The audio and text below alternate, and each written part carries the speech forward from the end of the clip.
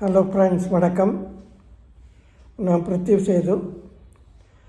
இது வரைக்கும் Prithvi Setu channel subscribe பண்ணலைன்னா தயவுசெய்து சப்ஸ்கிரைப் பண்ணுங்கள்.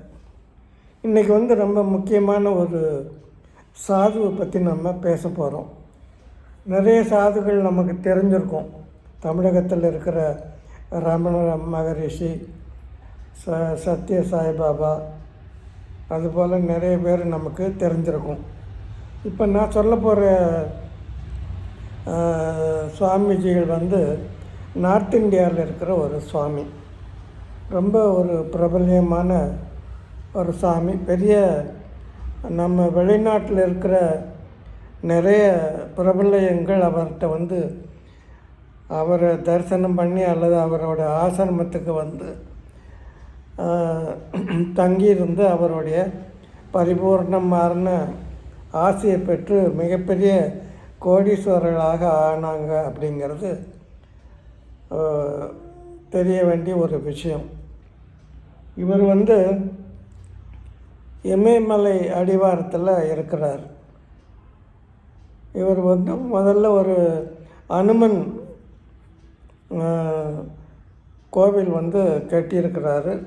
அதுக்கப்புறம் அவருக்கும் ஒரு ஆசிரமம் உருவாச்சு.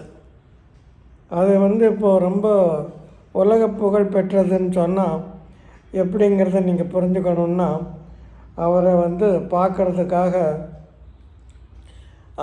இப்போதைய ஆப்பிள் நிறுவன ஓனர் ஸ்டீவ் ஜாப்ஸ் அவர் பார்க்குறதுக்கு வராரு. 1974 வராரு. ஆனால் நான் சொல்லக்கூடிய இந்த பாபா இருக்கிறார் இல்லையா, நீம் கரோலி பாபா, அவர் 1900 பிறந்திருக்கிறாரு. ஆனால் 1973 மறைஞ்சிட்டார். அதாவது சமாதி ஆகிட்டார்னு சொல்லலாம், அல்லது இறந்துட்டார்னு சொல்லலாம். அவர் பார்க்க வரும்போது அவர் இல்லை.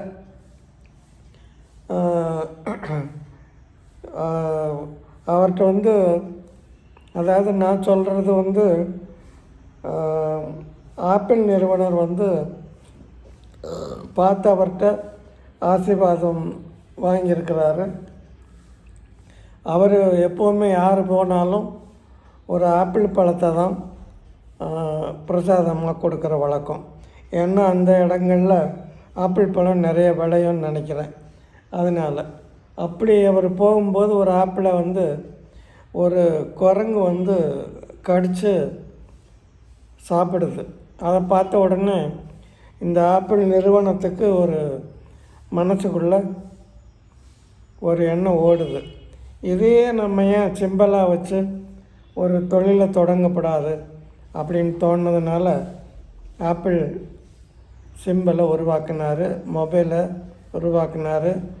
உங்களுக்கே தெரியும், மொபைலு, லேப்டாப்புன்னு நிறைய விஷயங்கள் அவர் ஆரம்பித்து உலக புகழ் பெற்றுட்டார். நம்பர் 1 கோடீஸ்வரன் ஆகிட்டார்.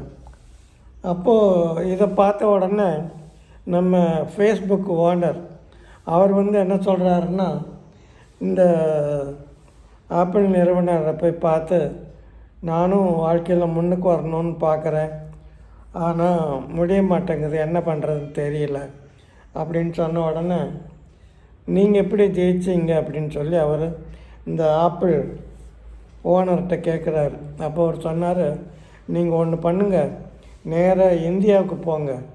இந்தியாவில் இமயமலை சாரலில் நம்ம நீம் கரோலி பாபான்னு சொல்லிட்டு ஒரு ஆசிரமம், ஒருத்தரோட ஆசிரமம் இருக்குது.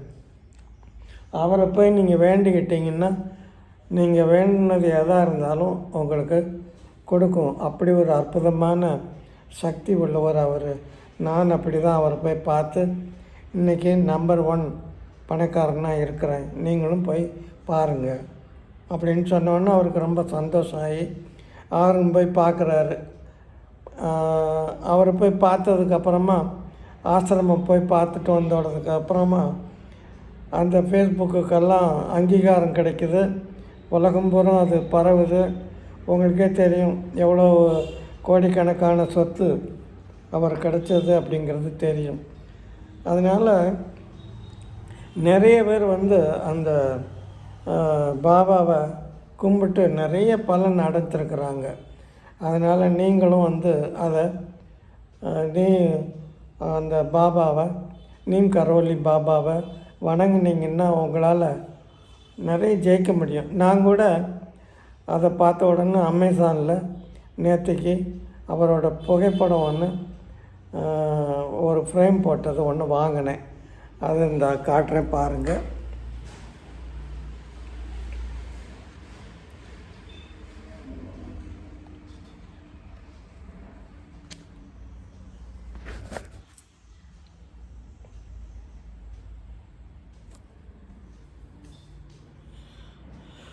அதை வாங்கி கும்பிட ஆரம்பிச்சிருக்கிறேன்.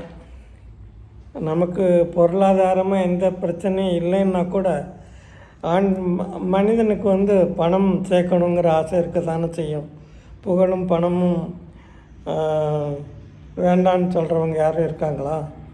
அந்த வகையில் நானும் அந்த நீம் கரோலி பாபா ஃபோட்டோவை வாங்கி கும்பிட ஆரம்பிச்சிருக்கிறேன். அதோட பலனை கண்டிப்பாக ரொம்ப சீக்கிரமாக அனுபவிப்பேன்னு நான் நம்புகிறேன். நீங்களும் வாய்ப்பு கிடச்சதானா முடிஞ்சால், எனக்கு வயசானதுனால நான் அவ்வளோ தூரம் ட்ராவல் பண்ணுறதுக்கு எங்கள் வீட்டில் அனுமதி கொடுக்க மாட்டாங்க. எனக்கு போகிறதும் சிரமம். அதனால் மனதால் நான் அவரை நினச்சி அவருடைய புகைப்படம் ஒன்று வாங்கி வச்சு தினசரி நேற்று தான் வாங்கியிருக்கிறேன், கும்பிட்டுக்கிட்டு இருக்கிறேன். பலனை கண்டிப்பாக அனுபவிப்பேன். நீங்களும் அந்த நீம் கரோலி பாபா அவர்களை தரிசனம் பண்ணுங்கள், மனசால் நினைங்க. அவரை நினச்சிங்கன்னா அவர் உங்கள் கூட இருப்பேன்னு அவரே சொல்லியிருக்கிறாரு. அதனால் கண்டிப்பாக நீங்கள் அவரை பரிபூர்ணமாக நம்புங்க, பிரார்த்தனை பண்ணுங்கள். வாழ்க்கையில் வெற்றி மேலே வெற்றி அடையுங்க, பெரிய பணக்காரனாகுங்க. நான் அவர்கிட்ட உங்களுக்காக வேண்டிக்கிறேன். நன்றி, வணக்கம்.